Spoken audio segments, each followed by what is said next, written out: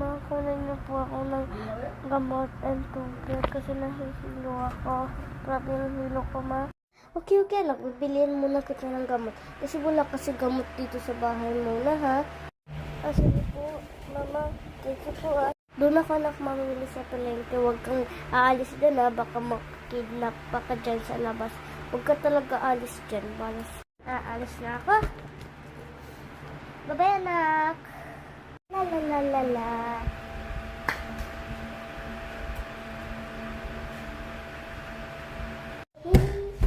Ito ng gamot. Ano yung gamot? Yung ano po, yung parang laknat. Okay. Ito po. Ay, walang ano man ako. Ay, thank you Hiha. Salamat.